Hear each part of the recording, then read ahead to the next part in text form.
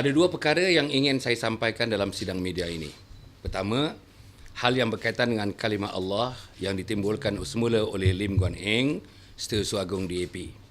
Kedua, amanat Haji Hadi yang terus-menerus dipaparkan di dada-dada akhbar dan di layar-layar televisyen serta media sosial.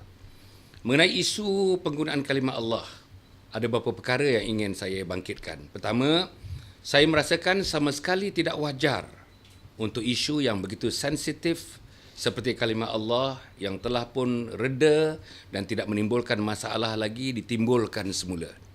Lim Guan Eng, wakil DAP, dalam keputusan hari Krismasnya telah meminta supaya Kerajaan Persekutuan mengizinkan penggunaan kalimah Allah dalam Bible berbahasa Melayu. Dua, isu ini ditimbulkan semula oleh DAP di saat-saat menjelang PRU ke-13.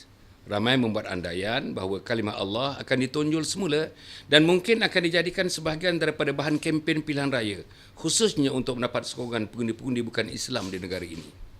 Tiga, bagi DAP, isu-isu seperti ini sememangnya menjadi isu pilihan dan begitu popular bagi sebuah parti chauvinis dan resis seperti DAP. Empat, isu kalimah Allah yang dimainkan semula oleh DAP ini membayangkan wujudnya agenda Kristian di dalam barisan kepimpinan tertinggi DAP. Agenda seperti ini bagi setengah pihak boleh dikaitkan dengan agenda besar ke arah membentuk negara Kristian seperti yang pernah didedahkan dan menimbulkan polemik awam termasuk dibincang hangat di Parlimen. Lima, sejak dari awal termasuk yang dibongkar semula oleh Lim Guan Eng mengenai isu ini, masyarakat menunggu-nunggu respon bakal Perdana Menteri Pakatan Rakyat untuk menyatakan dengan jelas posisi yang diambil oleh Pakatan Rakyat dalam isu yang membabitkan kesucian Islam. Suka saya mengingatkan bahawa Timbalan Mursyidul Am PAS, Profesor Datuk Dr. Harudin, telah menjelaskan bahawa dalam keadaan apa pun, kalimah Allah tidak boleh digunakan selain daripada untuk agama Islam sahaja. Sesiapa yang cuba menyokong dan bersetuju untuk membenarkan penggunaan kalimat tersebut selain daripada khusus untuk agama Islam, boleh menyebabkan berlakunya kekufuran dan syirik. Ini pendapat Profesor Datuk Dr. Harudin.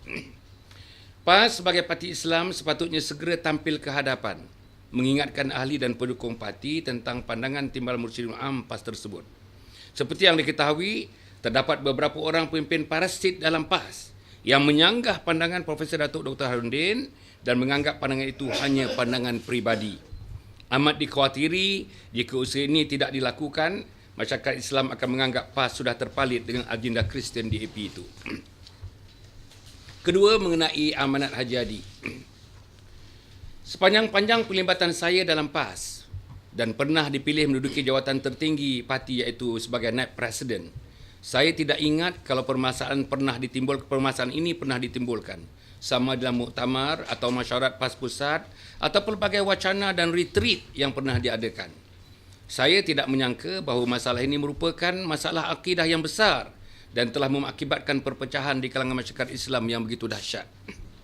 Seperti juga kalimah Allah, saya hampir pasti ianya juga akan dibawa ke gelanggang-gelanggang berkempen dalam PRU ke-13 nanti.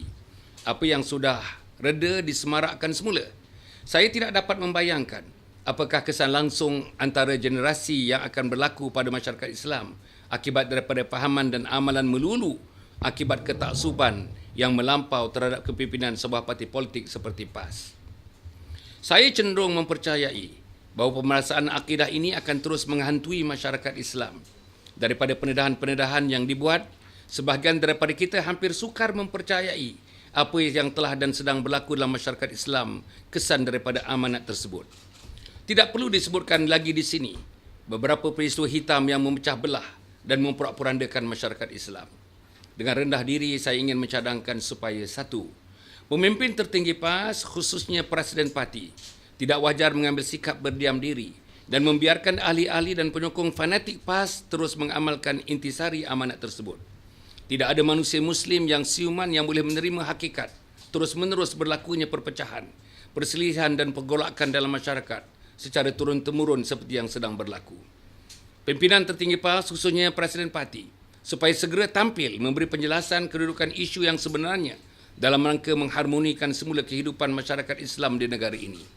Tiga, pimpinan tertinggi PAS segera mengaturkan muzakarah di kalangan pimpinan parti agar isu ini dapat ditangani dengan sebaik-baiknya berdasarkan semangat dan ruh Islam sebenarnya. Islam sebenarnya menggalakkan kesatuan dan perpaduan ummah berteraskan akidah yang murni, syariat yang luhur dan akhlak yang mulia. 4. Pimpinan tertinggi PAS berlapang dada menerima pendapat dan pandangan agamawan dan alim ulama termasuk mereka yang berada di luar lingkungan PAS. Saya yakin agamawan dan ulama seperti ini juga mempunyai kewibawaan yang kalau tidak standing mungkin juga melebihi daripada ulama PAS sendiri. Memandangkan seriusnya permasalahan ini, sekali lagi dengan penuh keinsafan, saya menyeru pimpinan PAS untuk memberi perhatian istimewa terhadap isu ini untuk menyelesaikan segera kemelut ini supaya masyarakat Islam khususnya kepada mereka yang terlibat dapat kembali ke pangkal jalan untuk bersama-sama melahirkan kehidupan yang aman sejahtera berpandukan kepada prinsip-prinsip hidup yang berlandaskan Islam.